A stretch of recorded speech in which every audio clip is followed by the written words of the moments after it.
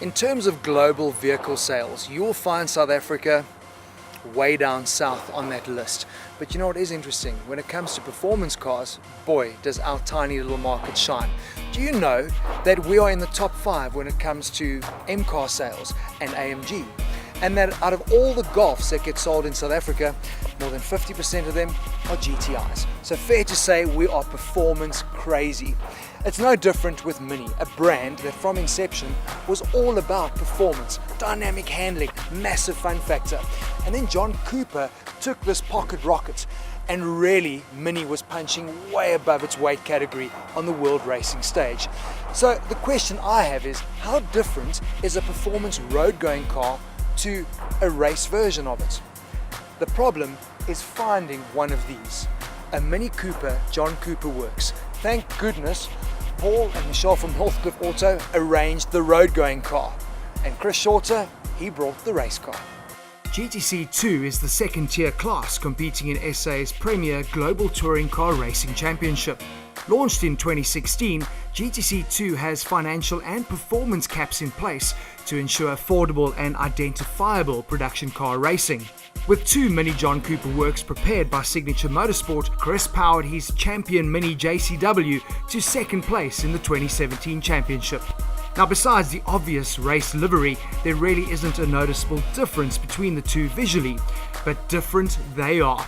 The 2-litre 4-cylinder turbo engine still powers the race car, but with a different exhaust, a Unichip fitted to the standard ECU unit, and a 38mm restrictor, power jumps from an impressive 170 kilowatts to 215. The interior, the most obvious difference. Stripped out, roll cage, racing seat, making the race car a massive 420 kilograms lighter. When you think about Mini, one thing comes to mind: dynamic, precise handling and steering. This thing is designed, Chris, to just put a big smile on your face. What is the race car like from a handling perspective? As you said, it's one of the best handling cars there is. It's pretty much like a go-kart, if you look how short the wheelbase and everything is.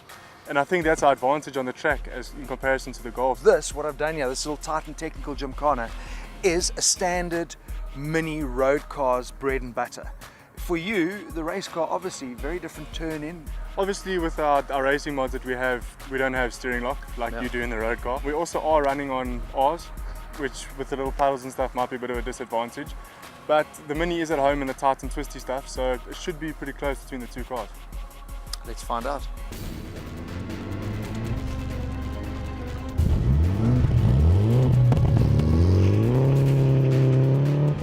So the course layout may be identical, but the left lane was a lot wetter, and as Chris mentioned, his race car runs on semis, so we happily hit the puddles with our road tyres.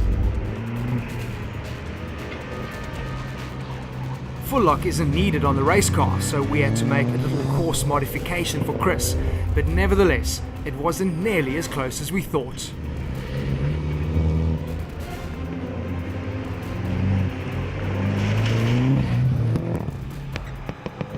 I thought I was going to have this challenge, but I think the person more surprised than me is you. I mean, this is not where your race car should dominate on a tight and tricky little parking lot course. Yeah, very surprised. I mean, it's not what this is made for, but I'm very impressed with how it went.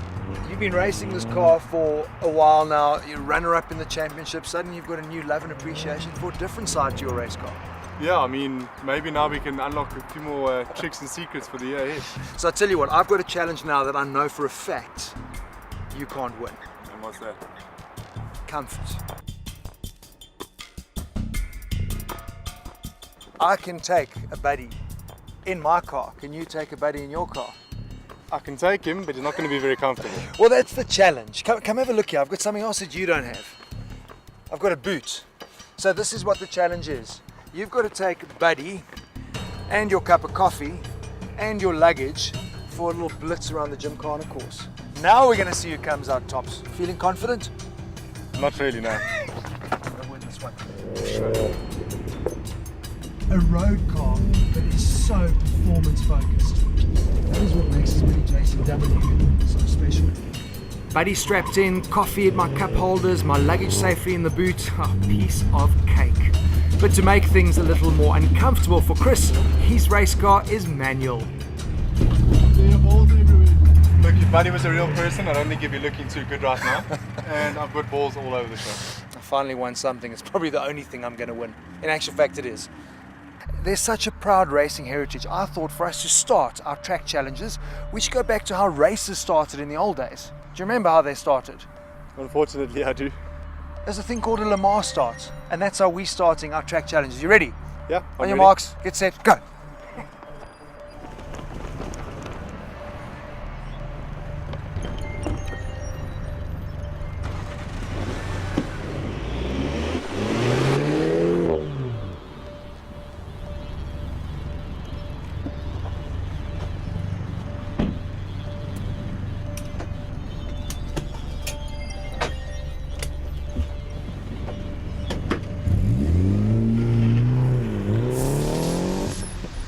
Are you that scared to race? What happened? I think you're just getting challenges that you can win. Okay, no, seriously, these are not the challenges that you will win, I promise you. So how much of an advantage would the race car have in a drag race down the short Swartkoop Straight? Oh, but check and kick off. 170 kilowatts versus 213. That's quite significant. And how would the sprint advantage equate over a full lap? So we got Chris to set a benchmark time in both cars, from both a standing start and on a flying lap. And with a standing start time of 1 minute 14.81, the race car was 10 seconds quicker.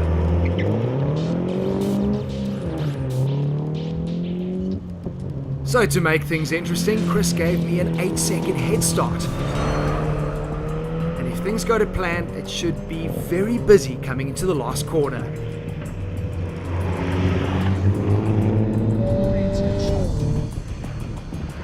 Now, even though the Mini has grown substantially since John Cooper first worked with him, they've still managed to retain that go-kart feel that they've been renowned for.